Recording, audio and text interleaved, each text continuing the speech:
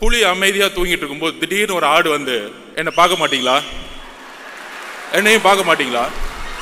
கொள்கை எதிரி பிஜேபி என்ன செட் பண்ணிட்டு இருக்காங்கன்னா, எப்படிலாம் உடைக்கணும், எதிர்கட்சியில் இருக்கிற தலைவர்கள் சுத்தி இருக்க எல்லா தலைவர்களும் எப்படி விலைக்கு வாங்கணும், எப்படி தமிழக வெற்றி கழகத்தை எதிர்த்து பல பொய் பிரச்சாரங்களை எப்படி உருவாக்கணும், அப்படி செட் பண்ணப்பட்டவர் தான் திரு அண்ணாமலை அவர்கள். நல்லா பாருங்க எப்படி டைவர்ட் பண்ணுவார்னு பாருங்க.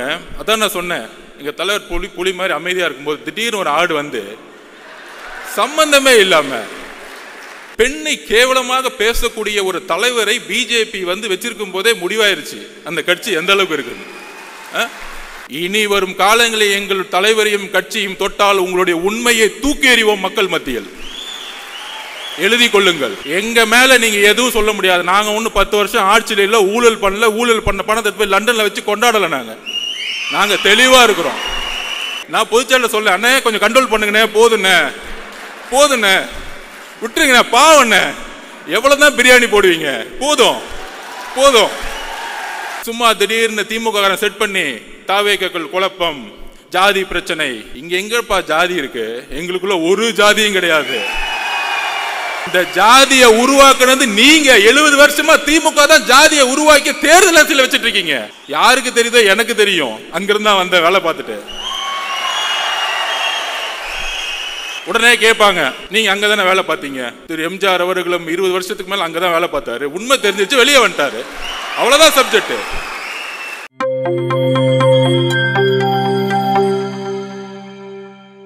ஆயிரத்தி 1972 எந்த தீய சக்தியை எதிர்த்து, எந்த ஊழலை எதிர்த்து, எந்த குடும்ப ஆட்சியை எதிர்த்து ஆரம்பித்தாரோ திரு ராமச்சந்திரன் அவர்கள், அவருடைய பெயரிலிருந்து நம்மளுடைய முதல் பொதுக்குழு உதயமாகி கொண்டிருக்கிறது. என்ன ஒரு வரலாறு, என்ன ஒரு வரலாற்று இணைப்பு.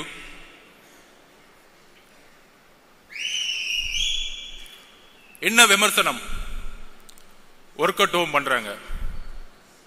கட்சியுடைய உட்கட்டமைப்பு எந்த அளவிற்கு இந்த 2 மாதங்களில் தலைவர் அவர்களுடைய மேற்பார்வையில், இங்க இருக்கக்கூடிய எல்லாருடைய மாநில நிர்வாகிகளுடைய பார்வையில் சுமார் 2,75,000 பொறுப்பாளர்களை நியமித்து, ஒவ்வொரு நியமமும் தலைவருடைய அனுமதியுடன் நியமித்து, 70,000 பூத் கமிட்டியில் 50,000 பூத் கமிட்டியுடைய வெரிபிகேஷனை முடித்து, ஒவ்வொரு நொடியும் கட்சியினுடைய உட்கட்டமைப்பில் தலைவர்களுடைய பங்கெடுப்பு அபரிமிதமானது. உட்கட்டமைப்போடு நாம் தேர்தல் போருக்கு தயாராகி கொண்டிருக்கிறோம். நீங்க சொல்ற மாதிரி ஒர்க் அவுட் ஹோம் இல்ல, உங்களெல்லாம் ரிட்டையர்மெண்ட் கொடுக்கறதுக்கு தான் ரெடி ஆயிட்டு இருக்கோம். உங்களுடைய 70 வருஷ அரசியல், உங்களுடைய ஒட்டுமொத்த மன்னராட்சி, குடும்ப ஆட்சி, 40 வருஷமா வேட்பாளர்னா இந்த அமைச்சர் பெரிய ஆளு, இந்த அமைச்சர் நிறைய செல்வாக்கு, நிறைய காசு வச்சிருக்கார், இந்த ஊழல் அரசியல் அமைச்சர்களையும் ஊழல் குடும்பத்தையும் தூக்கி எறிவதற்காக கட்சியுடைய உட்கட்டமைப்பை அமைதியாக பொறுமையாக உருவாக்கி கொண்டிருக்கிறார். கூடிய விரைவில் பொதுச் செயலாளர் அவர்கள் அறிவிப்பார்கள். கட்சியுடைய உட்டமைப்பு தமிழகமே எதிர்பார்க்கக்கூடிய ஒரு மிகப்பெரிய அதிர்வலையை உருவாக்கக்கூடிய ஒரு மாநாடை நடக்கும் பொழுது கட்சியுடைய உட்கமைப்பு எந்த அளவிற்கு 70 வருட கட்சிகளுக்கு நாம் ஒரு பெரிய சேலஞ்சா இருக்க போறோங்கிறத பதிவு செய்ய கடமைப்பட்டிருக்கிறோம். இதுக்கு நடுவில் எப்ப நம்மளுடைய போராட்டம் தொடர்ந்தாலும், மாநில அரசுடைய ஜனநாயகத்துக்கு எதிரான போராட்டமாக இருந்தாலும், ஒன்றிய அரசினுடைய தமிழர்களுக்கு எதிரான கொள்கைகளாக இருந்தாலும், போராடும் பொழுது ஒரு நெரேட்டிவை செட் பண்ணிட்டு இருக்காங்க. ஒரு கருத்தை உருவாக்கிட்டே இருப்பாங்க. அதை நான் இங்க பதிவு பண்ண நினைக்கிறேன். அண்ணா யூனிவர்சிட்டியில் ஒரு மிகப்பெரிய பாலியல் பிரச்சனை உருவானது. இன்றைக்கு இருந்த ஆளும் கட்சி அதை மூடி மறைக்க பார்த்தாங்க. நம்மளுடைய தலைவர் ஸ்டேட்மெண்ட் வந்த பிறகுதான் தமிழகம் முழுவதும் எங்கே சார் என்கின்ற குரல் ஒலித்தது. ஒவ்வொரு பிரச்சனைக்கும் ஒவ்வொரு வினாடியும் குரல் கொடுக்கக்கூடிய இயக்கம்.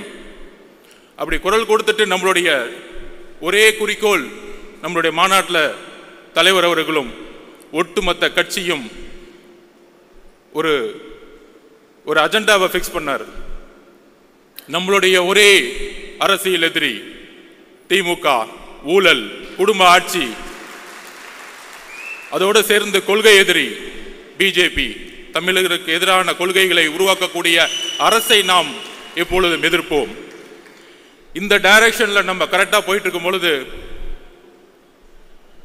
இந்த புலி அமைதியா தூங்கிட்டு இருக்கும்போது திடீர்னு ஒரு ஆடு வந்து, என்ன பார்க்க மாட்டீங்களா, என்னையும் பார்க்க மாட்டீங்களா அப்படின்னு என்ன நெரேட்டிவ் செட் பண்றாங்கன்னா, திமுக கூட்டணியை உருவாக்கிட்டோம், எதிர்கட்சிகளை எப்படி வந்து செட் பண்றது, எவ்வளவு பெரிய நெரேட்டிவ் தெரியுங்களா? இதுதான் வந்து மத்தியில் ஆளும் பிஜேபி செஞ்சுட்டு இருக்கு மற்ற மாநிலங்களில். ஆனா இங்க வந்து எப்படி செய்யறாங்கன்னா, அதாவது போன 2ஆம் ஆண்டுக்கு பிரசாந்த் கிஷோர் வந்தார், ஒரு நண்பரா ஒரு ஆலோசனை சொல்லலாம். ஏன் வந்தாரு? எதிர்காலத்தில் முதலமைச்சராக கூடிய எல்லா தகுதியும் நம்மளுடைய தலைவருக்கு இருக்கு. தமிழக வெற்றி கழகம் ஆட்சியை அமைக்கக்கூடிய வலு இருக்கு. இளைஞர்களோட செல்வாக்கு, பெண்களோட செல்வாக்கு, ஒட்டுமொத்த தமிழ்நாடோட செல்வாக்கு இருக்குங்கிற ஒரு ஸ்ட்ராட்டஜிக் வியூல இங்க வராரு. அவருடைய பதிவு பண்றாரு, பேட்டி கொடுக்கிறாரு. மக்களை அவரு முழுமையாக 24 மணி நேரம் சந்திப்பதற்கு முன்பாகவே 20% மக்களை சந்திக்கும் பொழுது அப்ப அவருடைய ஒரே ஒரு கடமை, அந்த கடமை இன்னும் சில நாட்களில் முடிவற்று ஒவ்வொரு நொடியும் மக்களை நோக்கி என்னுடைய தலைவரும் இங்க கட்சியில் இருக்கக்கூடிய ஒவ்வொரு பொறுப்பாளர்களும் வரும்பொழுது மக்களுடைய உண்மையான பிரச்சனைகளை சொல்லக்கூடிய ஒரே தலைவராக கட்சியாக தமிழகத்தில் இருக்கும். இப்படி நம்மளுடைய பயணம் போயிட்டு இருக்கும் பொழுது, நம்ம ஏதோ பிரசாந்த் கிஷோர் அவர்கள் கூட்டிட்டு வந்தவொடனே ஒரு பெரிய டிஎம்கே வந்து நமக்கு எதிராக வந்து ஒரு கட்டமைப்பு உருவாக்குனாங்க, பீகார் ஹிந்தின்னு.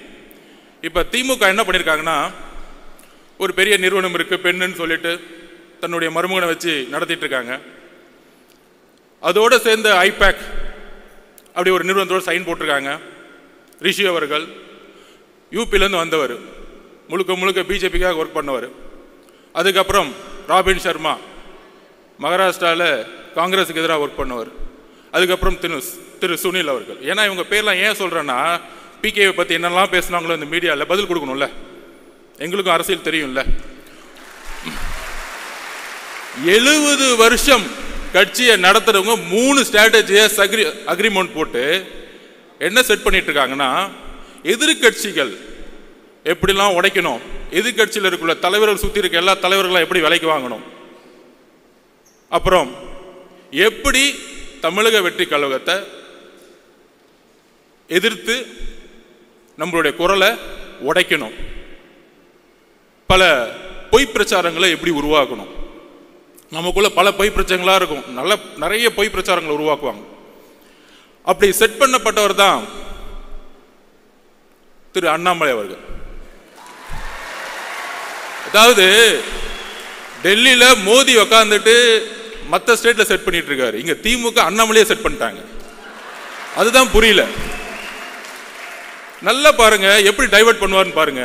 அதான் நான் சொன்னேன், எங்க தலைவர் புலி மாதிரி அமைதியா இருக்கும்போது திடீர்னு ஒரு ஆடு வந்து சம்பந்தமே இல்லாம, எங்களுடைய குறிக்கோள் ஒட்டுமொத்த திமுகவை நாங்க வந்து கேள்வி கேட்டு மக்களுடைய பிரச்சனைகள் குரல் கொடுக்கிறதுக்கு நாங்க பிரச்சாரத்தை உருவாக்கிட்டு இருக்கோம்.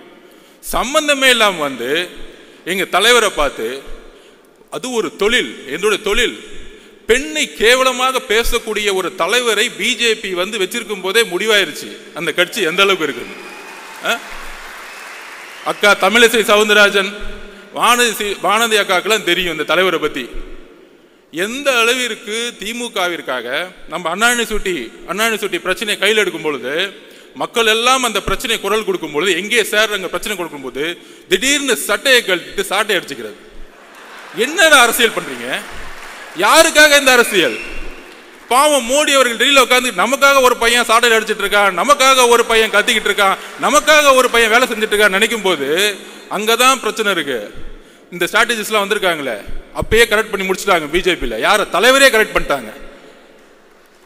இனி வரும் காலங்களில் எங்கள் தலைவரையும் கட்சியும் தொட்டால் உங்களுடைய உண்மையை தூக்கி எறிவோம் மக்கள் மத்தியில். எழுதி கொள்ளுங்கள்.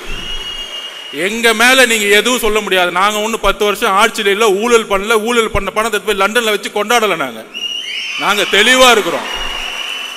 ஏன் தலைவர் வருஷத்துக்கு 1000 கோடி ரூபாய் சம்பாதிக்கிறத விட்டுட்டு வராரு. நீங்க ஆட்சிக்கு வந்துட்டு ரெட் ஜெயின் கம்பெனி நடத்தி சினிமால சம்பாதிச்சுட்டு இருக்கீங்க. இதுவா அரசியல்? இதுவா அரசியல்? 2018 2021 ரெட் ஜெயின் கம்பெனியுடைய வருமானம் என்ன? 2021 ஆட்சி அமைத்த பிறகு ரெட் ஜெயின் கம்பெனியுடைய வருமானம் என்ன? அரசியல் அதிகாரத்தை வைத்து சம்பாதிக்கக்கூடிய எந்த செயலும் ஊழல் தான்.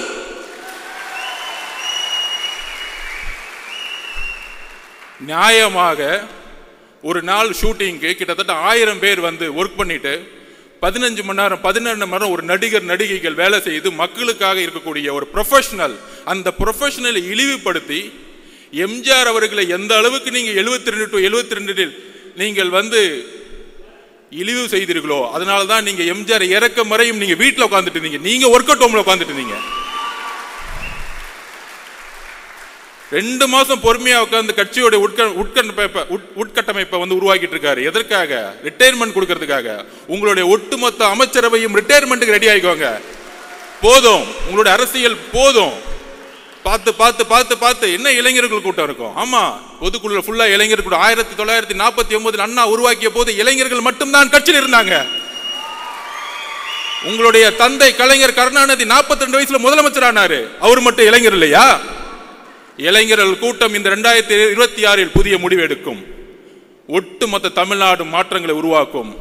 ஸோ திமுகவோட அஜெண்டா படி இன்னைக்கு பிஜேபியோட அண்ணாமலையும் செட் பண்ணி முடிச்சுட்டாங்க. நீங்க திடீர்னு நாளைக்கு ஏன் திருப்பி வந்து அண்ணாமலை திடீர்னு வந்து ஒரு பிரச்சாரம் வைக்கும் போது நம்ம போய் அவர் திட்ட வேணாம். அதாவது கட்சியை உட்டமைக்கும் போது நான் கேட்டேன், அதோடைய ஸ்ட்ரக்சரை கேட்கும் போது நான் சொன்னேன் பொதுச்செயலாளர்கிட்ட, நான் இந்த ஐடி விங் எப்படி இருக்கும் அப்படின்னு கேட்டேன். இந்த அண்ணாமலை அவர்கள் பேசின உடனே உலகம் ஃபுல்லா ஐடி விங் இருக்கு. கட்சி நாடு இந்தியா மட்டும் இல்ல, உலகம் ஃபுல்லா ஐடி விங்க வந்து தலைவர் அவர்கள் உருவாக்கி வச்சிருக்கிறாரு. ஐடி விங்க போட்டு கொஞ்சம் கண்ட்ரோல் பண்றதுக்காக தான் ஐடி விங் இருக்குமே தவிர திமுக மாதிரி ஒரு 300 பேரை போட்டு யாரா திட்டலாம், ஒரு 200 ரூபா கொடுத்துட்டு யாருக்கு லைக் போடலாம், அப்பான்னு சொன்ன உடனே வந்து ட்ரெண்டிங் எப்படி உருவாக்கலாம், இந்த செட்டிங் வேலைலாம் எங்களுக்கு கிடையவே கிடையாது. சொன்ன அடுத்த செகண்ட் 2 நாள்ல கண்டென்ட்டும் கொடுக்க வேணாம், இதை செய்யுங்கன்னு சொல்ல வேணாம், அடுத்த செகண்ட் அவங்க எடுத்து போடுறாங்க டேட்டாவை. இத பாருங்க, நீங்க சொன்னதுக்கு இது பதில். நான் பொதுச்செயலாளர் சொல்ல, அண்ணே கொஞ்சம் கண்ட்ரோல் பண்ணுங்கண்ணே, போதுண்ணே விட்டுருங்கண்ணே, பாவண்ணே எவ்வளவுதான் பிரியாணி போடுவீங்க, போதும். அதனால திரு அண்ணாமலை அவர்களே, உங்களுடைய பிரதமர் மோடி அவர்களுக்கு உண்மையாக இருங்கள், உங்களுடைய தலைவர் அவர்களுக்கு உண்மையா இருக்கு. அதனாலதான் எந்த மீட்டிங்னாலும் கூப்பிடறதே இல்லை, அடுத்த நாள் கூப்பிடுறாங்க மீட்டிங் கூப்பிட்டா. கட்சியோடைய தலைவரை வந்து மீட்டிங்லேயே வச்சுக்கிறது இல்லை. ஸோ உங்க கட்சிக்கு பூத் கமிட்டி மீட்டிங்லேயே இல்லை, அதுக்குள்ள ஏன் கட்சியை பார்த்து ஏன் தலைவரை பார்த்து என்ன ஒரு பெண்களை நோக்கிய விமர்சனம்.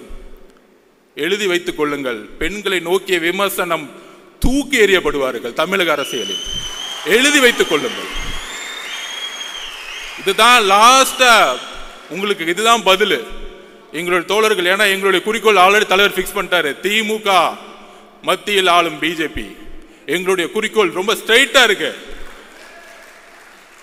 சும்மா திடீர்னு திமுக செட் பண்ணி தாவேக்கள் குழப்பம், ஜாதி பிரச்சனை. இங்க எங்கப்பா ஜாதி இருக்கு? எங்களுக்குள்ள ஒரு ஜாதியும் கிடையாது. இந்த ஜாதியை உருவாக்குனது நீங்க. 70 வருஷமா திமுக தான் ஜாதியை உருவாக்கி தேர்தல் அரசியல் வச்சிட்டு இருக்கீங்க. யாருக்கு தெரியுதோ எனக்கு தெரியும், அங்கிருந்தா வந்த வேலை பார்த்துட்டு. உடனே கேட்பாங்க, நீங்க அங்கதானே வேலை பார்த்தீங்க? திரு எம்ஜிஆர் அவர்களும் 20 வருஷத்துக்கு மேல அங்கதான் வேலை பார்த்தாரு, உண்மை தெரிஞ்சிச்சு வெளியே வந்துட்டாரு, அவ்வளவுதான் சப்ஜெக்ட். எம்ஜிஆர் நடிச்சிருந்தா உட்காந்து கான்ட்ராக்ட் வாங்கிட்டு சம்பாரிச்சிட்டு இருக்கலாமே, ஏன் வெளியே வந்தாரு? அண்ணாவுடைய குறிக்கோளை நிறைவேற்ற முடியல, வெளியே வந்தாரு. ஜெயிச்ச பிறகு அண்ணாவோட குறிக்கோளை நிறைவேற்றினார். இன்றைக்கு அண்ணாவுடைய குறிக்கோளையும் பெரியார் அவர்களுடைய குறிக்கோளையும் நிறைவேற்றக்கூடிய ஒரே தலைவர் எங்களுடைய தலைவர், ஒரே கட்சி தமிழக வெற்றியோட கழகம். ஏனென்றால் இன்றைக்கு வரைக்கும் அறிவாலயத்தில் நீங்க பெரியார் போட்டோ வச்சதில்ல, இன்றைக்கு அறிவாலயத்தில் அம்பேத்கர் சிலை நீங்க வச்சதில்லை. நீங்க சமூக நீதி பத்தி பேசிட்டு இருக்கீங்க. என்ன சமூக நீதி? என்ன சமூக நீதி இருக்கு? வேங்கவேல் பிரச்சனைல யாரு தவறு செய்தா அப்படின்னு பார்த்தா, யாரு வந்து தண்ணியை குடிச்சாங்களோ அவங்களே தவறு செஞ்சுட்டாங்க. என்ன ஒரு சட்டம் ஒழுங்கு, வா வா சூப்பர். என்ன ஒரு அப்பா, யாராச்சும் போய் கம்ப்ளைண்ட் கொடுத்தா போதும், யாராச்சும் கம்ப்ளைண்ட் கொடுத்தா விசாரணைலாம் கிடையாது, அவங்க மேலேயே பழிய போட்டுரு, கேஸ் முடிஞ்சு, ஃபைல் க்ளோஸ்டு. இதுதான் இன்னைக்கு சட்டம் ஒழுங்கு. ஒரு பெண்ணு போய் பிரச்சனைன்னு சொல்லிட்டு அண்ணா குடிச்சு எஃப்ஐஆர் லீக் பண்ணிடு, அந்த பெண்ணை வந்து கேவலமா பேசட்டும் சமூகம். இதுதான் காவல்துறை. நம்ம காவல்துறையை திட்டுறோம், காவல்துறையெல்லாம் திட்டவே கூடாது. காவல்துறையை யார் கண்ட்ரோல் பண்ணிட்டு இருக்கா? நம்மளுடைய அப்பா ஹோம் மினிஸ்டர் தான் அப்பா, வேற யாரு? ஹோம் மினிஸ்டர் சரியில்லை, பிரச்சனை ஹோம் மினிஸ்டர் சரியில்லை. இங்க காவல்துறை பாவம், அவர் என்ன பண்ணுவார்? ஐபிஎஸ் அதிகாரி மேல இருந்து ஆர்டர் வரணும்ல, மேல இருந்து ஆர்டர் வராம இல்ல தூக்கி 3 பேரை போட்டு, ஏன்? OBC consolidation. இந்த அரசியலை தூக்கி எறிங்க. தலித் மக்களை ஏன் தலிதா பார்க்க கூட மனிதனா பாருங்க. ஒரு பிரச்சனை ஒரு குழந்தைக்கு, அது யாரா இருந்தா என்ன, அது யாரா இருந்தான்னு கேட்டேன். அக்ரகாரத்தில் ஒரு பிராமின் வந்து குடிச்சாலும் நான் கொஸ்டின் கேட்போம். எந்த ஜாதியா இருந்தாலும் எங்களுக்கு கவலை இல்லை. மனிதம் தான் என்னுடைய தலைவருக்கும் எங்களுக்கும் முக்கியம். மனிதத்தை நேசியுங்கள். ஒரு தவறு நடந்தால் ஒரு காவல்துறை எடுக்கக்கூடிய முடிவுகள் அரசியல் ரீதியாக இருக்கிறது. அதனால்தான் காவல்துறைக்கு வந்து இன்னைக்கு வந்து கை வந்து கட்டப்பட்டிருக்கு. ஆனா இங்க இருக்கக்கூடிய அரசியல்வாதிகள் இல்ல காவல்துறை தவறு செய்யுது, காவல்துறை இயக்கக்கூடிய அதிகாரம் தான் தவறு செஞ்சுட்டு இருக்கீங்க, அதை நாம் உணர்த்தணும். அப்புறம் தலைவர் சொன்னார், பாசிசமா பாயசமா? அதுக்கு நான் எக்ஸ்பிளைன் பண்ணிடுறேன். நிறைய பேர் உட்காந்து டிவி டிபேட்ல பேசினாங்க, அது என்ன பாயசம், அவருக்கு அந்த அரசியல் தெரியல. நான் எக்ஸ்பிளைன் பண்றேன். அதுக்கு ஒரு வரலாற்று காரணம் இருக்கு. நேஷனல் பாசிஸ்ட் பார்ட்டி முசோலினி அவர்களால் 1ஆம் உலக போருக்கு பிறகு தொடங்கப்பட்ட கட்சி. அந்த கட்சியோட குறிக்கோள் தொழிலாளர்களையும் ஏழ்மையும் ஒழித்து ஒரு அரசியல் அதிகாரத்தை மக்களால் உருவாக்குவது. அப்படி உருவாக்கும் பொழுது ஒரு இனவாத அரசியலை அவங்க வந்து கையில் எடுத்தாங்க. அதே இனவாத அரசியலை பிஜேபி எடுத்து தேர்தல் அரசியலை கையில் எடுக்கும் பொழுது அதற்கு தான் அதன் பெயர் பாசிசம் என்று சொன்னோம். பாயசம் சொன்ன உடனே என்ன நினைச்சிட்டாங்கன்னா, திமுகலாம் பரவாயில்ல, அவர் வந்து நம்மளை வந்து கொஞ்சம் ஸ்வீட்டா தான் திட்டுறாரு, தெரியல, இன்னும் அவ்வளவு அரசியல் அறிவு கிடையாது, 3ஆம் தலைமுறை இல்லை, 3ஆம் தலைமுறை கொஞ்சம் கம்மியாக தான் இருக்கும், அவங்களுக்கு தெரியாது. இவர்கள் எப்படின்னா பாயசம் சொல்லக்கூடாதுன்னு நாசிசம்னு சொல்லணும், அப்பதான் கொஞ்சம் புரியும். ஸ்ட்ரைட்டா ஹிஸ்டரி புரிய வைக்கணும். நாசிசம் எப்படின்னா, பாசிசோடைய முசோலினியோடைய ஒருத்தரை பார்த்து வளர்ந்தார் அந்த காலத்தில், அவர் பேர் தான் ஹிட்லர். அவர் தான் வந்து பாசிசம் உருவாக்குனார். National socialist German labours party, அந்த கட்சியோட பேர் பார்த்தீங்கன்னு வச்சுக்கோங்க, சோசியலிஸ்ட், லேபர், தொழிலாளர்கள் எல்லோரும் சமம் அப்படிலாம் இருக்கும். நம்ம திமுக மாதிரி ஆஹா எவ்வளோ அழகா இருக்கு, அண்ணா அவர்கள் உருவாக்கி ரொம்ப அழகா இருக்கும். அண்ணா 3ஆவது தலைமுறையில் ஒன்னே ஒன்று தான் ஊழல், சும்மா பேருக்கு வந்து பேசிக்குவோம், ஜனநாயகமே இருக்காது. நம்ம சட்டசபையில் பேசுவாங்கள்ல, நம்ம ராஜ்மோகன் அவர்களை போய் நம்ம எப்படி அவையை வந்து நடத்தினாரு, அவரை வந்து நம்ம வந்து ஸ்பீக்கர் ஆகிடலாம். சட்டசபை பார்த்தீங்கன்னா எப்படி இருக்குன்னா, எதிர்கட்சி தலைவர்கள் பேசுறத காமிக்கிறதே கிடையாது. வேல்முருகன் அண்ணன் பேசினா கூட காமிக்கிறது கிடையாது, ரொம்ப ஓவரா பேசுற. உட்காரு, என்னடா ஜனநாயகம்? சட்டசபையில் பேசினா கூட ஒன்லி முதல்வர் பேசுவார், அங்கிருந்து பேப்பர் வரும், திடீர்னு முழங்குவார், கேமரா அவர் மட்டும் காமிக்கும். எதிர்கட்சி தலைவரை நான் கேட்கிறேன், எதிர்கட்சி தலைவர் சபையிலே இருக்க மாட்டார், வெளியே போயிருப்பாரு, அவரை பார்த்து கேட்டுட்டு இருப்பாரு. 10 மானிய கோரிக்கை ஒரே நாள் நிறைவேற்றப்படும். உங்க அப்பா கலைஞர் காலத்துல கூட நிறைவேற்ற முடியல, பண்ணதில்லை. எவ்வளவு பெரிய தவறு! மானிய கோரிக்கைங்கிறது ஒவ்வொரு டிபார்ட்மெண்டோடைய ஒரு உயிர் நாடி. ஒவ்வொரு நாளும் மக்கள் அந்த எதிர்கட்சி தலைவர்களும் ஒவ்வொரு உறுப்பினர்களும் ஒவ்வொரு மானியத்தை நோக்கி கல்வி மானியமாக இருந்தால் உட்காந்து 2 நாள் டிபேட் பண்ணுவாங்க. ஆனால் இன்னைக்கு எப்படி பிஜேபியோடைய பாராளுமன்றம் நடக்குதோ அங்கேயாச்சும் லைவ் போடுறாங்க, இங்கே லைவும் கிடையாது. ஆனால் இங்கிருந்து எம்பிக்கள் போய் நம்ம அக்கா கனிமொழி அக்காலாம் போய் ஜனநாயகம் பறிக்கப்படுகிறது, ஜனநாயகம் பறிக்கப்படுங்க, பேச விடல. இங்கே என்ன நடக்குது? எல்லாரையும் பேச விடுறீங்களா? எத்தனை நாள் சட்டமன்றம் நடக்குது? மக்களுடைய குரல் வலிகளை நீங்கள் வந்து சட்டசபையில் நெருக்கணும்னு நினைக்கிறாங்க. அங்கதான் ஜனநாயகம் இல்லை. சட்டசபையிலே ஜனநாயகம் இல்லைன்னா வீதிகளில் எப்படி ஜனநாயகம் இருக்கும்? இங்கே ஜனநாயகமே இல்லை. ஸோ நான் சொல்ல வந்தது என்னன்னா, எப்படி ஹிட்லர் முசோலினி பார்த்து வளர்ந்தாரோ அதே மாதிரி நம்மளுடைய இன்றைய திமுக, அண்ணா இருக்கும்போது திமுக வேற, கொஞ்சம் அடுத்துக்கு அப்புறம் வந்தவங்க வேற. நம்ம கலைஞர் வந்தவொடனே கொஞ்சம் குடும்ப திமுகவை மாத்தினாரு, ஒரு 10 குடும்பம் இருக்கும். இப்ப திமுக அப்படின்னா ஒரே குடும்பம், 10 குடும்பம்லாம் கிடையாது, எல்லாரும் கிளம்பு, எல்லாம் ஒரே குடும்பம் தான். என் பையன், அடுத்தது இன்னொருத்தர் இருக்கார், மருமகன், 2 பேர் தான். மித்த 10 குடும்பம். இதுதான் கலைஞர்கிட்ட இருந்தும் இன்னைக்கு இருக்கக்கூடிய முதல்வருக்கும் உள்ள வித்தியாசமே.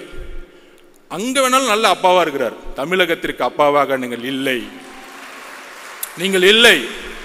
கள்ளக்குறிச்சியில் 70 பேர் இறந்தாங்க. 70 பேர் இறக்கும் பொழுது நீங்கள் அங்க போகல. ஏன் போல? எதுக்கு போல? கள்ளக்குறிச்சியில் இறந்த உடனே ஐஏஎஸ் மாத்துறாங்க, ஐபிஎஸ் மாத்துறாங்க.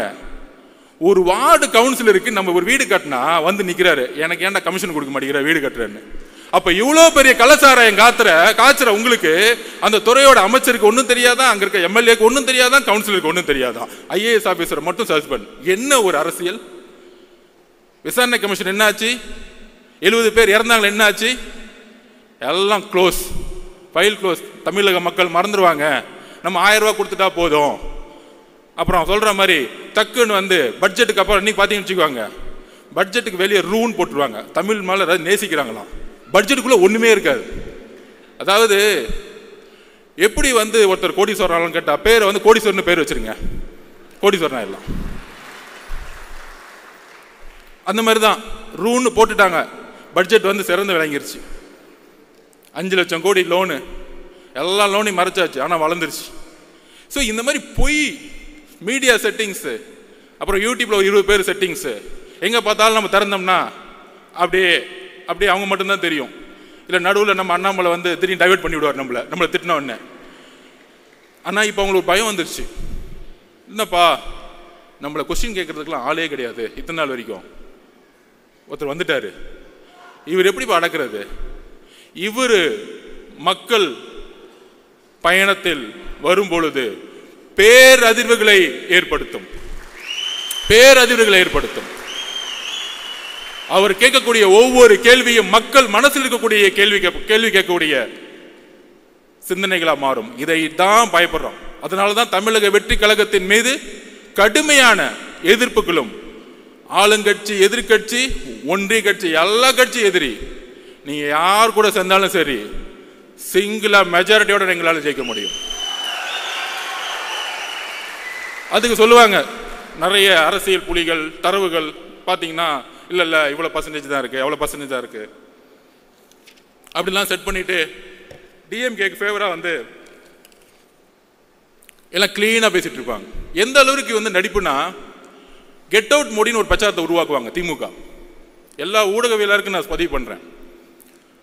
நமக்கு வந்து பார்த்தா தெரியும், நம்மளாம் ஒன்றிய அரசு பயங்கரமாக திமுக தான் இதுக்கு தமிழ்நாட்டில் வந்து ஒன்றிய அரசை பிஜேபி எதிர்க்கக்கூடிய ஒரே கட்சி அப்படிங்கிற ஒரு பிரச்சாரத்தை தவிர இந்த 3 எலெக்ஷன் வேறு எந்த அஜெண்டாவும் அவங்களுக்கு கிடையாது. எலெக்ஷனில் ஜெயிக்கிறதுக்கு மட்டும்தான் பிஜேபியை வந்து அவங்க வந்து எதிர்க்கக்கூடிய ஒரு விஷயம். கெட் அவுட் மோடின்னு இப்போ திடீர்னு ஒரு பிரச்சாரத்தை உருவாக்குவாங்க. ஆனால் கெட் அவுட் மோடின்னு சொல்லும்போது மோடி ஊர்லேயே இருக்க முடியாது தமிழ்நாட்டில்.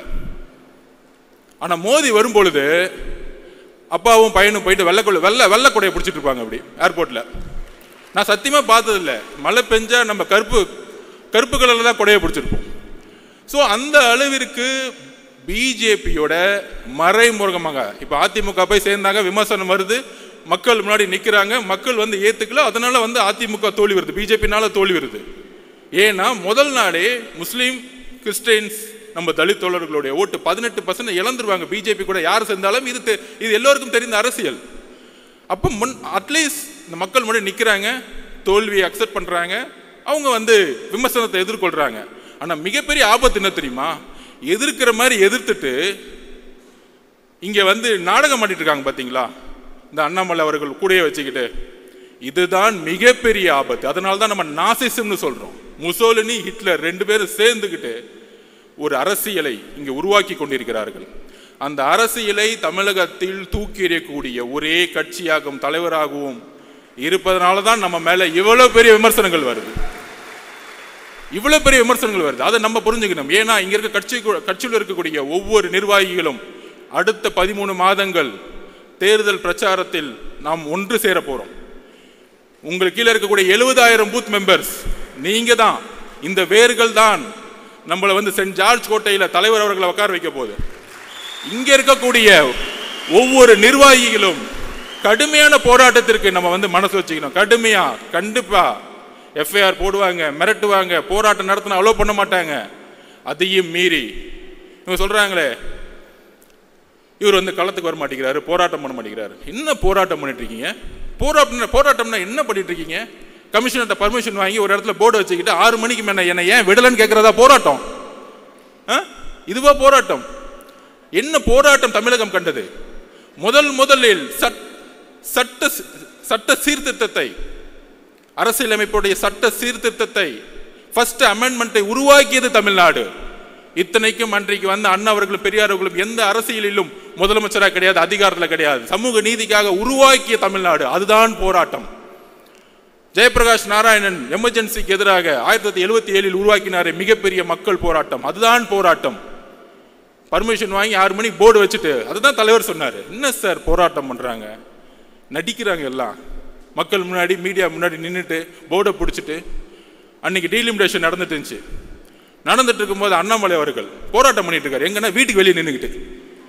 ஏன்னா ரோட்டுக்கு போனால் தூக்கிட்டு போயிடுவாங்க, ஃப்ளைட்டு மிஸ் ஆகிடும். என்ன போராட்டம் இதெல்லாம்? நீங்க என்ன பார்த்து போராட்டம் தெரியுமா? வெயிட் பண்ணுங்க, இன்னும் 2 மாசம் போராட்டம்னா என்னன்னு காமிக்கிறோம். உண்மையான போராட்டத்தை எங்கள் தலைவர் தமிழகத்திற்கு அண்ணாவுக்கு காமிப்பார். ஜெயபிரகாஷ் நாராயண வழியில் காமிப்பார். உண்மையான போராட்டம் என்ன? நாங்கள் உண்மையாக மக்களுக்காக போராட்டத்தை உருவாக்கி கொண்டிருக்கிறோம். நாங்கள் அதை தெளிவா இருக்கிறோம். நடிக்கணும்னு அவர் சொல்றதா எப்பயுமே நம்ம உண்மையா இருப்போம். ஒரே குறிக்கோள் தான், மக்கள்கிட்ட உண்மையா இருப்போம், சமநிலையா இருப்போம். அதை நிர்வாகக்கூடிய ஒரே கழகம் இன்றைக்கு. எல்லாம் காம்ப்ரமைஸே கிடையாது. எல்லா கட்சி காம்ப்ரமைஸ். ஒன்னு மணி, ஒன்னு ஊழல், ஒன்னு குடும்பம், சொல்றதுக்கு ஒண்ணுமே இல்லை.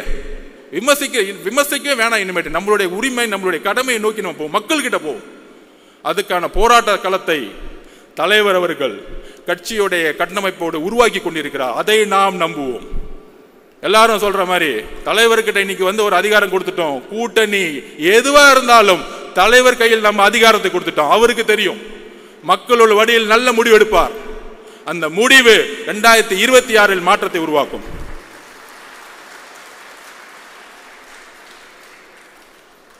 நான் ஏன் பிஜேபியும் டிஎம்கேவும் ஒன்னு சொல்றேன்னா, இது கூட்டணி கட்சிகளுக்கு புரியணும். அதை நான் வந்து தரவுகளோட பதிவு பண்றேன். அது உதாரணம் சொல்லணும்ல. ஏதோ ஒரு குற்றச்சாட்டு பண்ணிட்டு நம்ம அப்படியே கிளம்பிட்டோம். எதா இருந்தாலும் ஃபேக்ட் இருக்கணும். தலைவர் சொல்லுவாரு ஃபேக்ட் இருக்கணும், தெளிவு இருக்கணும். அதுக்கு நான் பதிவு பண்றேன். 2014 ஜெயலலிதா மேடம் வந்து இந்தியா முழுவதும் பிஜேபியோட அலை இருந்துச்சு. ஆனா மேடம் ஜெயலலிதா ஒரு செட் பண்ணாங்க, மோதியா லேடியா, தேர்ந்தெடுத்த தலைவி, தமிழகத்தினுடைய தலைவி. அதோடைய நெரேட்டிவ் தான் 19 திமுக கையில் எடுத்தாங்க. மதவாதத்திற்கு எதிரான அரசியல் அதை கையில் எடுத்தாங்க. கடுமையான ஒரு பிரச்சாரம் மூலம் மிகப்பெரிய வெற்றி.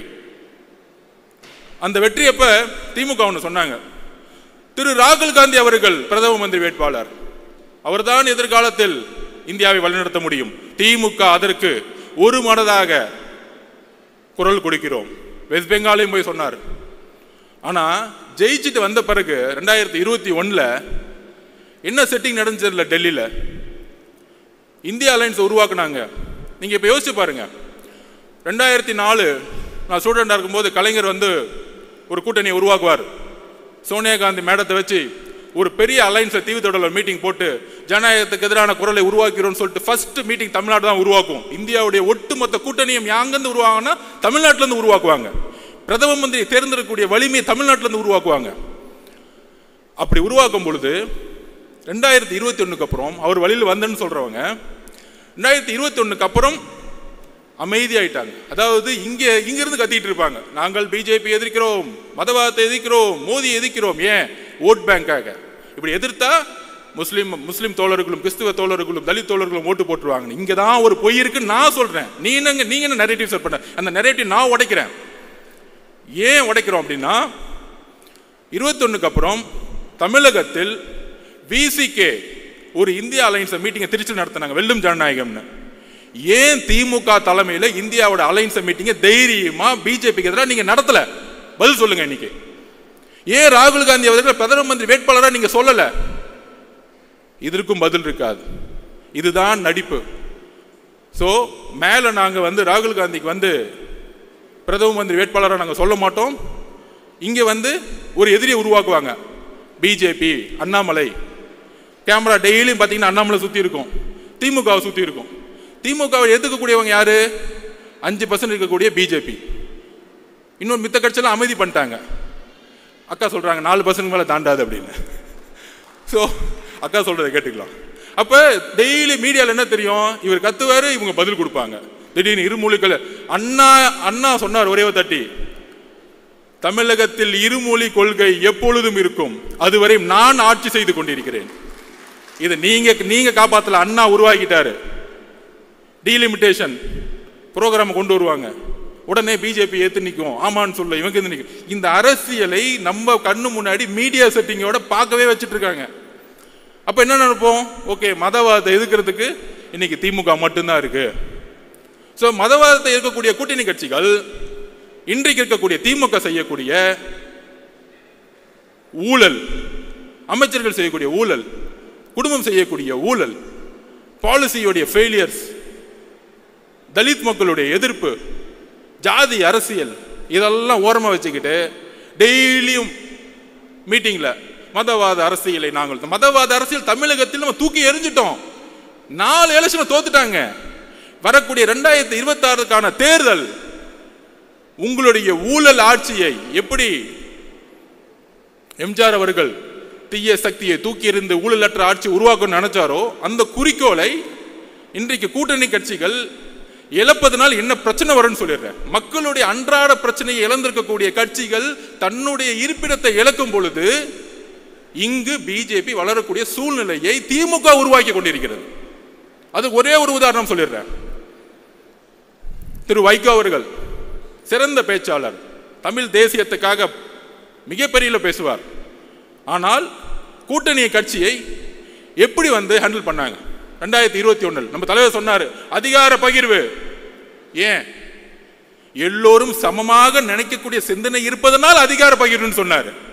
வேற எதுவும் கிடையாது. நம்ம கூட வரவங்க எல்லாருக்கும் அதிகாரம் கொடுக்கணும். அதிகாரம் கொடுக்கும் பொழுது அந்த அதிகாரம் பரவலாக்கும் பொழுது மக்களுடைய முன்னேற்றம் இருக்கும்.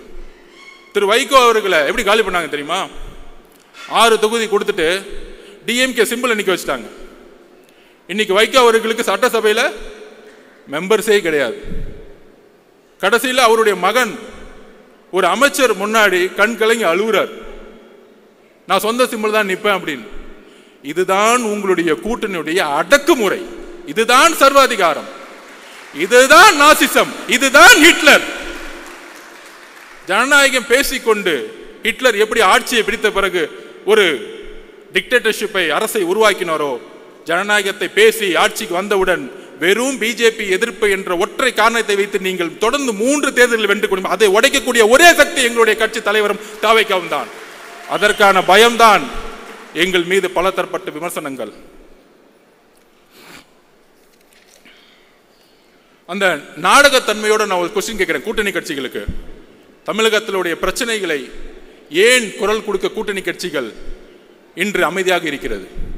அமைதியாக இருக்கும் பொழுது மக்களுடைய உணர்வு எப்படி வெஸ்ட் பெங்கால்ல கம்யூனிஸ்ட் தோழர்கள் அமைதியாக இருக்கும் பொழுது எப்படி பிஜேபி 2ஆம் இடத்துக்கு வந்ததோ அதே போல திமுக பிஜேபி வளர்க்கிறதுக்கான எல்லா வேலைகளையும் செய்து கொண்டிருக்கிறது.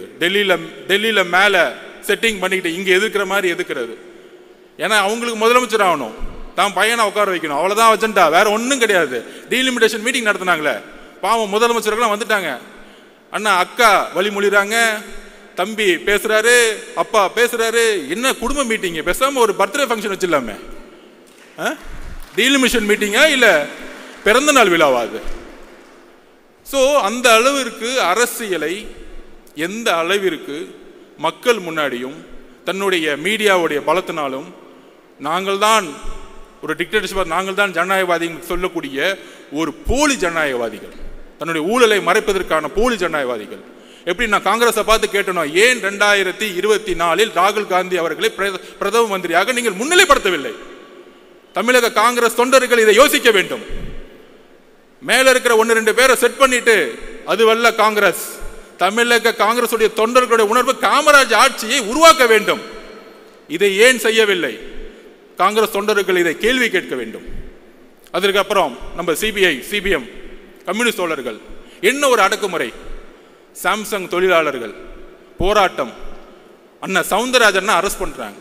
யாரு? கூட்டணி கட்சியில் இருக்கக்கூடிய ஒரு தோழரை அரெஸ்ட் பண்றாங்க. டாஸ்மார்க்ல பூட்டு போடும்போது எஃப்ஐஆர் போடுறாங்க. ஆனா கேட்கறது இல்லை. அதுதான் சிபிஐ தோழர்களிடம் நான் கேட்கிறேன், கம்யூனிஸ்ட் தோழர்களிடம் கேட்கிறேன், ஏன் நீங்கள் குரல் கொடுக்க மாட்டேங்கிறீர்கள்? எதற்காக கேட்டா பிஜேபி வந்துடும். பிஜேபியை மக்கள் தொடை தெரிந்து விட்டார்கள். அதை நாம் நம்புவோம், அதை நாம் நம்புவோம். மக்களுக்கான உண்மையான அதிகாரத்தை உருவாக்கக்கூடிய அரசியலை உருவாக்குவோம். நாங்க ஏன் உங்களை விமர்சிக்க மாட்டேங்கிறோம்னா, நீங்க 40 வருஷமா மக்களுக்காக போராடி போராடி தியாகம் பண்ண தலைவர்களாக நாங்க வந்து உங்களுக்காக பேசிட்டு இருக்கோம். எங்களுடைய எதிர்ப்பு ஊழல்வாதிகளுக்காக. ஓ, இதுக்காக கூட்டணிக்காக அர்ஜுன் பேசுறாரு. நோ, பிஜேபி உள்ள விடாம இருக்குன்னா விசிகே இருக்கணும், கம்யூனிஸ்ட் இருக்கணும், காங்கிரஸ் இருக்கணும். நாங்கள் உண்மையாக முழக்கமிடுகிறோம். அரஸ்ட் பண்ணிட்டு ஜனநாயகத்தை குரலை உடைச்சிட்டு அதுல அமைச்சரை மீட்டிங்ல அமைச்சர் பேசுறாரு. தஞ்சாவூர்ல தான் இருக்கிறார் இண்டஸ்ட்ரி, அவர் ஒரு பண்ணையாரு. 10 மணி நேரம் மீட்டிங் போகுது. மீடியால பேசுறது பாருங்க, எவ்வளவு பெரிய அவமானம் கூட்டணி கட்சிகளுக்கு. 10 மணி நேரம் மீட்டிங் பேசுறாரு. மீட்டிங் முடிச்சுட்டு வெளியே வந்த உடனே அந்த அமைச்சர் சொல்றாரு, நாங்க 10 மணி நேரம் பேசிட்டு இருக்கோம், இவங்க எதுக்காக வந்து பேசிட்டே இருக்காங்கன்னு தெரியல. டேய் அறிவு கட்டவங்களே, அவங்க என்ன கேட்கிறாங்க? தொழிற்சங்கம் உருவாக்க வேண்டும். ஏன் உருவாக்கணும்? தமிழகத்தில் 53% சர்வீஸ் இண்டஸ்ட்ரி, சேவைத்துறை, 34% உற்பத்தி துறை, 13% வேளாண்மை துறை. 3 துறைகளும் லேபர்ஸ் டிபார்ட்மெண்டா மாறி இருக்கு. ஒட்டுமொத்தமாக தொழிலாளர்கள் நிறைந்த தமிழ்நாடாக இன்னைக்கு மாறி இருக்கு. அப்ப தொழிலாளர்களுக்கான சட்டத்தை யார் உருவாக்குவா? புதுசா பாண்டட் லேபர் சிஸ்டத்துல வந்து 3000 8000 சம்பளத்துக்கு நீங்க வேலைக்கு அனுப்புறது ஒரு பெரிய விஷயமா? அப்படியே பொருளாதாரத்தை உருவாக்க முடியும்? அப்ப கம்யூனிஸ்ட் தோழர்கள் போராடுறாங்க. இந்திய அரசியல் சாசனத்தோடைய உரிமை தொழிற்சங்கத்தை உருவாக்க வேண்டும்.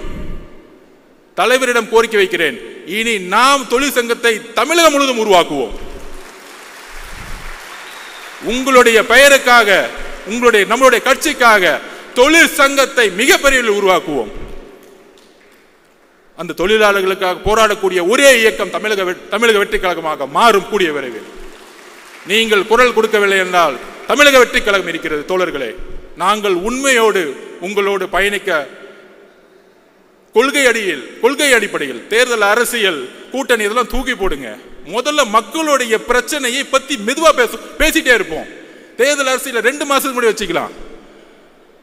அந்த பிரச்சனையை பேசக்கூடிய தலைவரையும் மக்களையும் தான் மக்கள் தேர்ந்தெடுப்பார்கள். எழுதி வைத்துக் கொள்ளுங்கள். அடுத்தது நம்ம மனிதநேய மக்கள் கட்சி ஜவஹர் அண்ணன் ஆட்சி வரத்துக்கு முன்னாடி கோயம்புத்தூர் இருக்க முஸ்லிம்கள் விடுவிக்கப்படுவார்கள் மனித நேயத்தின் அடிப்படையில். ஆட்சி வந்த பிறகு சுப்ரீம் கோர்ட்ல அவங்கெல்லாம் வெளியே விட்டா சமூக நல்லிணத்துக்கு பிரச்சனை ஏற்படுத்திடும். யார் பண்றது? தமிழக அரசு. அதுக்கு அடுத்த வாரமே திமுக மேடையில் திமுக உறுதி கொடுத்த மாதிரி முஸ்லிம் தோழர்களை வெளியே அமைச்சிருவோம். என்ன ஒரு நடிப்பு, என்ன ஒரு முரண்! இந்த முரண்களை ஏன் இன்னும் கொஸ்டின் கேட்காம இருக்கிறோம்? நம்ம இந்த முரண்களை நம்ம கேள்வி எழுப்பணும். தோழர்கள் இங்க இருக்கக்கூடிய ஒவ்வொரு மாவட்டத்திலும் போது நம்மளுடைய முஸ்லிம் தோழர்களை பார்க்கும் பொழுது கேள்வி கேட்கணும். நம்ம இப்தார் விருது நடத்துறோம், தலைவர் வந்துட்டார், உடனே திமுக இருந்து நமக்கு தெரியும் யார் யார் வச்சுலாம் திட்டுவாங்கன்னு. திட்டுனா தைரியமா திட்டுங்க, அதெல்லாம் பின்னாடி வந்து திட்டுறது 10 பேரை வச்சுக்கிட்டு அந்த பயம் இருக்கட்டும் எங்க தலைவரை பார்த்து. அவ்வளவுதான் சொல்லுவேன் நான். ஏற்கனவே ஒருத்தர் திட்டு, ஏற்கனவே நம்ம தலைவர் அண்ணாமலை திட்டி 2 நாள் நல்லா வாங்கி கட்டிக்கிட்டார். தம்ம எங்க உலகம் முழுச போனை திறந்தா போனை பார்க்கும் போது தான் திட்டிட்டு இருக்காங்க. அவரை போனை பார்க்கவே முடியல. இதுதான் எங்களுடைய ஐடிவிங்க. நீங்க ஐடிவிங்க உருவாக்கிங்க, உலகம் முழுச ஆல்ரெடி உருவாகி கிடக்கு.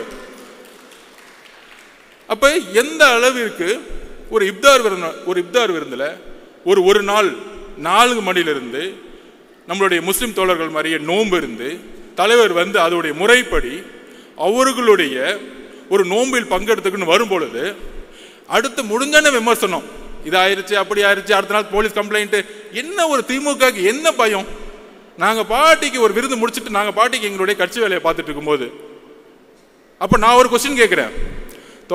நீங்க முஸ்லிம்களுக்கு தோழர்கள்னா 1999 திரு கலைஞர் அவர்கள் பிஜேபி தலைமையிலான கூட்டணியை பங்கெடுத்தார்.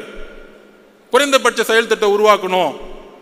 இன்றைக்கு பிஜேபியோடைய வளர்ச்சியும் அடித்தளமும் உருவாக்கப்பட்டது 1999 to 2004. அதுல பங்கெடுத்த முக்கியமான பார்ட்னர் டிஎம்கே. நாங்க பேசலாமா உங்க அரசியல? அதுல அன்னைக்கு 2001 காலகட்டங்களில் முஸ்லிம் தோழர்கள் கோத்ரால வந்து மிகப்பெரிய இழப்பு இருக்கும் பொழுது ஏன் நீங்க ரிசைன் பண்ணல? முஸ்லிம் தோழர்கள் 2000 பேர் இறந்துட்டாங்க. இந்த கூட்டணியிலிருந்து நாங்கள் வெளியே வரோம். ஏன் கேட்கல? ஏன் வெளியே வரல? ஏன்னா 10 அமைச்சர்கள் அங்க ஃபுல் கட்டிங், டெய்லி மணி, கரப்ஷன், பணம், அதிகாரம். இந்த முஸ்லிமுடைய தோழமை, கிறிஸ்துவ தோழமை எல்லாம் தலைவர் சொன்ன மாதிரி கபட நாடகம். கபட நாடகம், நாடகத்தோடைய கட்டமைப்பு. எங்களுடைய தலைவரும் கட்சியும் உணர்வு பூர்வமாக 234 தொகுதியிலும் இன்னைக்கு நோன்பு இருந்துகிட்டு இருக்காங்க. அதுக்கான அழைப்பை கொடுத்துட்டு இருக்காங்க. நாங்கள் உண்மையாக இருக்கிறோம் மக்களிடம். எங்களுடன் பிரிவு கிடையாது, மதத்தின் பால் பிரிவு கிடையாது, ஜாதியின் பால் பிரிவு கிடையாது, பாலின பால் பிரிவு கிடையாது. நாங்கள் எல்லாம் ஒரே மக்கள் என்கின்ற ஒரு குரல் தமிழகத்தில் தலைவர் மூலம் நாங்கள் ஒலித்துக் கொண்டிருக்கிறோம். அப்புறம் நம்ம விசிக அண்ணனுக்கு ஒரு கேள்வி. வேங்கவேல் பிரச்சனைக்கு ஏன் திருமாவளவன் போல? யாரு தடுத்து நிப்பாட்டினா? எந்த அதிகார சக்தி தடுத்து நிப்பாட்டினாங்க? எங்களுடைய தலைவர் விகடன் மேடையில் ஒட்டுமொத்த கிராம மக்களையும் அழைத்து அவருடைய பிரச்சனைகளை கேட்டு அவர்களுக்கான மரியாதை கொடுத்த அடுத்த மாதத்தில் காவல்துறை என்ன ஒரு கேவலமான செயல். விகடன் பத்திரிகையில் அவர் பேட்டி கொடுத்திருப்பாங்க. அந்த 3 பேர் கைது செய்தவங்க, நாங்க மழை தண்ணி குடிக்கும் பொழுது கூட எங்களுக்கு இந்த அவமானம் இல்லை, ஆனால் நாங்கள் தான் அந்த தண்ணியை கலந்தோன்னு சொல்லக்கூடிய அவமானம், நாங்க தற்கொலையே பண்ணிக்கலாம்னு சொல்லக்கூடிய வேதனையை அந்த பேட்டியில் நம்ம பார்த்தோம். உடனே ஒரு கேள்வி, நீங்க வேங்கவேல் போல போவாரு, சொல்யூஷன் கொடுக்க போவாரு. உங்களை மாதிரி கேமரால பார்த்துட்டு கட்டி பிடிச்சிட்டு போக வரல. நிரந்தர முடிவு என்ன? இந்த பிரச்சனைக்கு நிரந்தர முடிவு என்ன? நிரந்தர முடிவு அங்க இருக்க அரசியல் அதிகார சக்தியை கைது செய்யணும், இதுக்கான காரணமானவர்களை. அப்ப தலித் பிரச்சனைகள் எவ்வளவு பிரச்சனைகள் இங்க போயிட்டு இருக்கு. கொடி ஏத்த முடியல, ஒவ்வொரு நாளும் ஒவ்வொரு பிரச்சனை.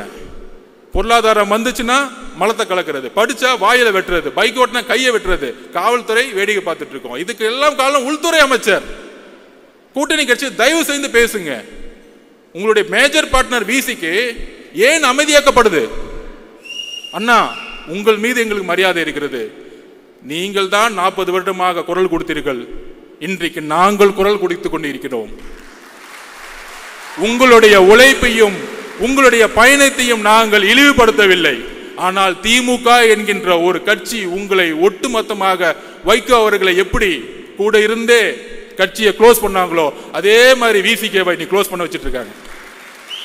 எப்படி மோதி கூட சேரவங்க எல்லாம் காலி பண்ணுவாரோ அதே தான் எக்ஸாம்பிள் இவர் தான்.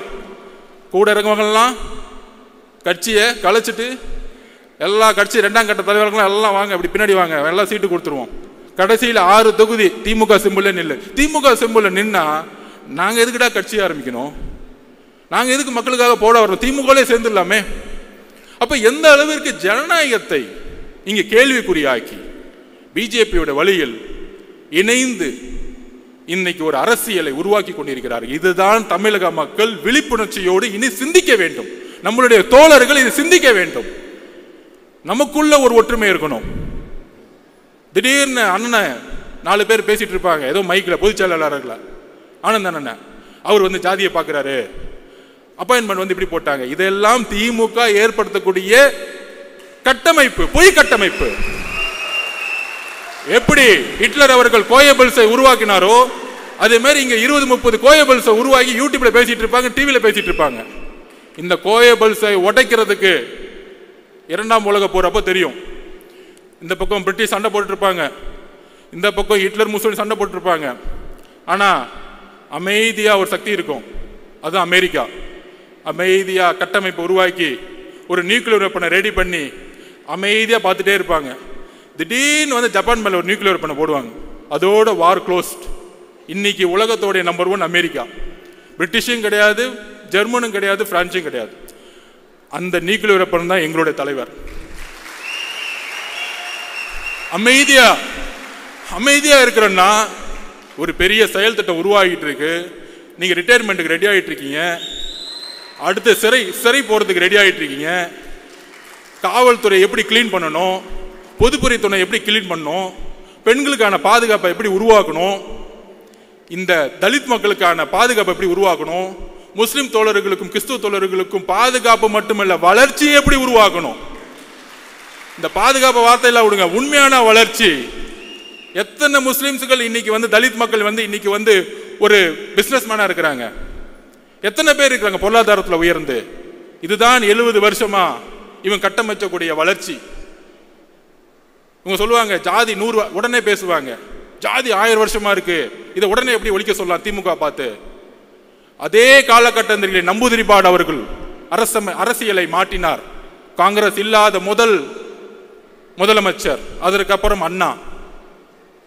நம்பூதிரிபாடு அவர்களால் உருவாக்கிய கம்யூனிஸ்ட் கட்சி இன்றைக்கு ஜாதியின் கட்டமைப்பில் உருவாக்கிய தேர்தல் அரசியலை ஒழிச்சிருக்கு. இன்னைக்கு கம்யூனிஸ்ட் பார்ட்டி இன்னைக்கு கேரளாவில் ஒழிச்சிருக்கிறாங்க. தோழர்னு சொல்லக்கூடிய 20 வயசு பெண்ணை கூட இன்னைக்கு எம்எல்ஏ ஆக்குறாங்க, மினிஸ்டர் ஆக்குறாங்க. ஆனா தமிழகத்தில் நடந்துட்டு இருக்கா? பேசிக்குவாங்க, அங்க யாருப்பா இருக்கிறா? அங்க 60% நம்பால் தான்ப்பா இருக்கிறாங்க. இன்னும் நம்பால் எல்லாருமே நம்பால் தான்ப்பா. என் தலைவரை பொறுத்த வரைக்கும் எல்லாமே நம்பால் தான். தோழர்களே, தலைவருடைய குறிக்கோள் இங்க இருக்கக்கூடிய எல்லோரையும் ஒரே, இங்க ஆதவ அர்ஜுனாவும் சரி, அர்ஜுனாவும் ஆனந்தனும் சரி, எல்லோரும் ஒரே குரல் தான், ஒரே பார்வை தான். நமக்குள்ள அந்த ஒற்றுமை இருக்கு. அதிகாரம்லாம் கிடையாது. என்னுடைய வேலையை நான் செஞ்சுட்டு இருக்கேன். இங்க ஒவ்வொருத்தரும் அவருடைய வேலையை நாம் இணைப்பின் மூலம் உருவாக்கும் பொழுது மிகப்பெரிய அரசியல் சக்தியை உருவாக்கும். இதுதான் அண்ணா வலியுறுத்தினார். அண்ணா அப்படிதான் ஜெயிச்சார். இவங்க சொல்றாங்க அது எப்படி நீங்க ஜெயிச்சிருங்க, 1 வருஷம் தானே ஆச்சு, அப்படிலாம் பேசுவாங்க. நான் அதுக்கு ஒரு உதாரணம் சொல்றேன். 1971 எலெக்ஷன் வந்துச்சு. 1967 அண்ணா அவர்கள் வெற்றி பெற்று இறந்த பிறகு முதல் தேர்தல் எம்ஜிஆர் அவர்களுடைய துணையுடன், மாவட்ட செயலாளர் கட்சியுடைய துணையுடன் இவர் வந்து முதலமைச்சர் ஆறாரு. எலெக்ஷனை வந்து முன்னாடியே வைக்கிறாங்க, பின்னாடி வைக்க வேணான்னு 1 வருஷம் முன்னாடியே வைக்கிறாங்க. 1971 எலெக்ஷன் நடந்துச்சு. எம்ஜிஆர் அவர்களுடைய போராட்டம், எம்ஜிஆர் அவர்களுடைய பிரச்சாரம், கட்சியுடைய ஒட்டுமொத்த பொதுக்குழு, மாவட்ட செயலாளர் கட்டமைப்பு எல்லாம் திமுக கிட்ட இருக்கு, கலைஞரிடம் இருக்கிறது. பணம் இருக்கு, முதலமைச்சர், ஆட்சி அதிகாரம். நீங்க சொல்லக்கூடிய 1949 இருந்து அண்ணா அவர்கள் உருவாக்கிய கட்டமைப்பை கலைஞர் கையில் வச்சுட்டு இருக்கார். எவ்வளவு பெரிய சக்தி! கலைஞரும் ஒரு இளைஞர், எவ்வளவு பெரிய சக்தி! இந்த சக்தியை ஒரு துரோகத்தின் அடிப்படையில் எம்ஜிஆர் அவர்களை வெளியே அனுப்புறாங்க. எம்ஜிஆர் வெளியே வரும்போது எந்த மாவட்ட செயலரும் கூட கிடையாது, கட்சிக்கு கட்டமைப்பு கிடையாது. தோழர்கள், இதுதான் நீங்க புரிஞ்சுக்கணும். கட்சி கட்டமைப்பு கிடையாது, பெரிய பணபலம் கிடையாது. ஆனால் எம்ஜிஆர் அவர்கள் 1977 ஜெயிச்சு இறக்கும் வரைக்கும் ஜெயிச்சுட்டே இருந்தார். அதுக்கான காரணம் தெரியுமா? கலைஞரிடம் கட்டமைப்பு, பணபலம், அதிகாரம், காவல்துறை எல்லாம் இருந்துச்சு. ஆனா வெற்றி பெற்றதுக்கு காரணம், எம்ஜிஆருக்கான காரணம் ஒன்னே ஒண்ணுதான். எம்ஜிஆரிடம் உண்மை இருந்தது, கலைஞர்களிடம் அநீதி இருந்தது. மக்கள் உண்மையை நம்பினார்கள், மக்கள் உண்மையை நம்பினார்கள். அதனாலதான் நீங்க சொல்லக்கூடிய 45%, 30%. 1971 கலைஞர் எடுத்த பர்சன்டேஜ் என்ன தெரியுமா? 48%. 184 தொகுதி, கூட்டணி சேர்ந்து 203 தொகுதி. இத்தனை மிகப்பெரிய வெற்றியை இன்றைய வரைக்கும் எந்த தலைவரும் பெற்றது கிடையாது. எம்ஜிஆருடன் சேர்ந்திருந்ததால், துரோகத்தால் அந்த வெற்றியை 1977 இழந்தார். அப்ப கலைஞரும் திமுகவும் அடைந்த அண்ணா உருவாக்கிய கட்டமைப்போடு திமுக ஏற்பட்ட ஓட் பேங்க் என்ன தெரியுமா? 24%. 48% எப்படி 24% குறைந்தது? ஏனென்றால் மக்கள் உங்களிடம் உண்மை என்பதை புரிந்து கொள்ளும் பொழுது 24% மக்கள் வெளியேறி உண்மையான தலைவரிடம் இணைந்தார்கள். அப்படி உண்மையாக மக்கள் நம்மளுடைய தலைவரிடம் இணையக்கூடிய காலம் 2026. இதுதான் நான் உதாரணமா சொல்றேன். இந்த உதாரணம், இந்த கணக்கெடுப்பு, இன்னுமேட்டு கணக்கெடுப்பு பேசக்கூடிய புலிகளுக்கு பதில் இதுதான். இந்த புலிகளுக்கு எல்லாம் பதில் சொல்ல வேணாம். அது புலிகள் இல்லை, எலிகள், திமுகவுடைய எலிகள்.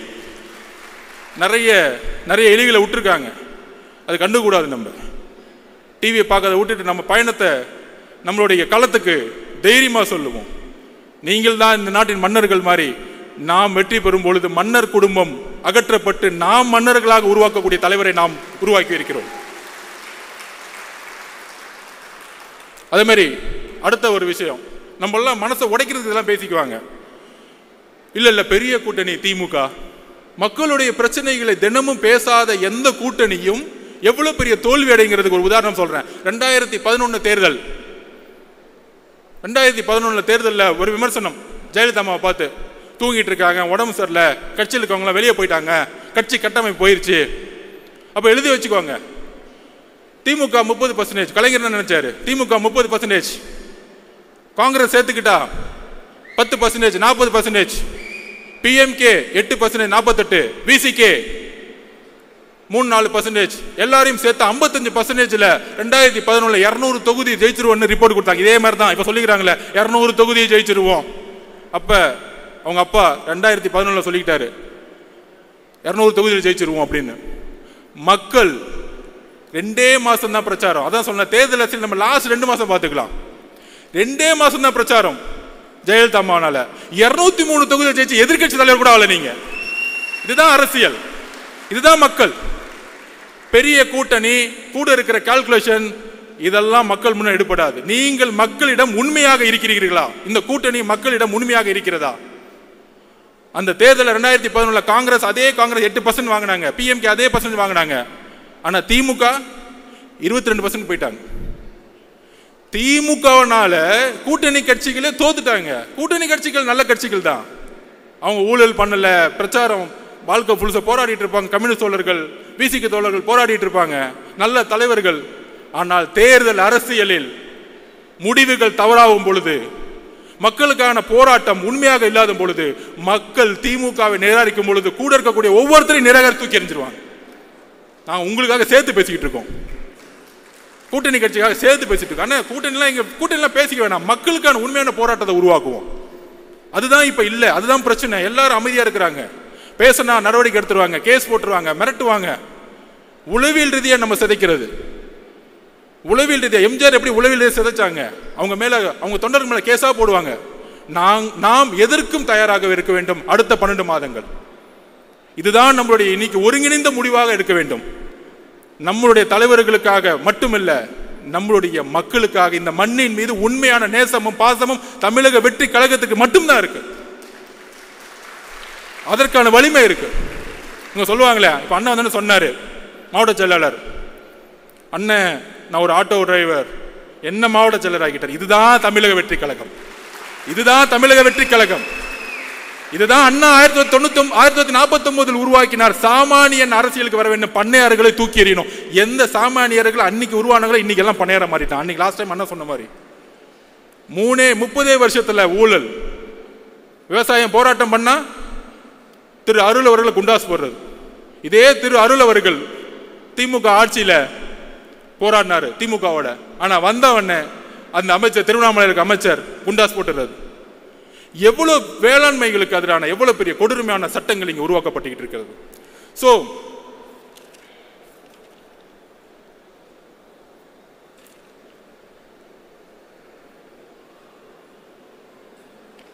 விமர்சனம் நம்ம மீது, தலைவர் மீதும் எந்த அளவுக்கு இனி வரும் காலங்களில் அருவருக்கத்தக்க விமர்சனங்கள் வருங்கிறது எனக்கு இப்பையிலிருந்தே தெரிய வருது. ஆனால் அதற்கு ஒரே பதில், 1980 96 வரைக்கும் திரு ஜெயலலிதா மேடத்தை வந்து உடல் ரீதியாக திமுக மேடைகளில் அவமானப்படுத்துவாங்க. ரொம்ப கீழ்த்தரமான வார்த்தைகள். திமுகவோட பிரச்சாரமே அப்படிதான் இருக்கும். கண்ணாமண்ணான்னு பேசுவாங்க. ஆனால் அடுத்த நாள் போய் யார் கூட ஃபோட்டோ எடுத்துட்டேன்னு பாருங்க, நம்ம துணை முதலமைச்சர் கூட ஃபோட்டோ எடுத்துக்குவாங்க, பேச வைப்பாங்க. ஆனால் அவர் அமைதியாக இருந்துக்குவார். அந்த மாதிரி அருவருக்கத்தக்க ஒரு விமர்சனங்கள் வரும் பொழுது ஜெயலலிதா மேடம் பதில் சொன்னாங்க, பொறுமையின் மூலம் பதில் சொன்னாங்க. 2014 234 தொகுதி தனியாக ஜெயிச்சு காமிச்சாங்க, தனியாக நின்று ஜெயிச்சு காமிச்சாங்க. ஸோ நம்மளுடைய தலைவர் அண்ணா எம்ஜிஆர் அவர்களுக்கு பிறகு ஒரு புதிய தலைமையை தமிழகம் எதிர்நோக்கி காத்து கொண்டிருக்கிறது. நமக்கான அரசியல் சூழ்நிலை உருவாக்கி கொண்டிருக்கிறது. இவங்க செட் பண்ண நெரேட்டிவ், நமக்கு எதிரான பொய் பிரச்சாரங்கள், இவங்க சொல்லக்கூடிய கால்குலேஷன்ஸ், உங்களுக்கு 20% இருக்கும், 30% இருக்கும். இந்த உடவியல் எல்லாம் தூக்கி எறிந்து எப்படி 77 ஒரு மாற்றங்கள் 48% 24% மக்களால் தூக்கி எறியப்பட்டார்களோ அதே போல வரக்கூடிய தேர்தல் 2026 தமிழக வெற்றி கழகம் மிக பெற அளவில் மக்கள் பேராதுடன் ஆட்சி அமைத்து தலைவர் அவர்கள் முதலமைச்சராகவும் நம்மளுடைய இணைந்து வரக்கூடிய கட்சிகள் ஆட்சி அதிகாரத்தில் சரிசமமான ஒரு புதிய அரசியலை உருவாக்கி அதற்கான பயண திட்டத்தை உருவாக்கி ஒரு புதிய வரலாறு உருவாகப் போகிறது. அந்த வரலாற்று நிகழ்வில் நாம் தான் இணைந்து உருவாக்கப் போகிறோம். இங்கே இருக்கக்கூடிய ஒவ்வொரு தோழர்களும் தோழிகளும் இணைந்து அந்த வரலாற்றை உருவாக்குவோம். நன்றி, வணக்கம்.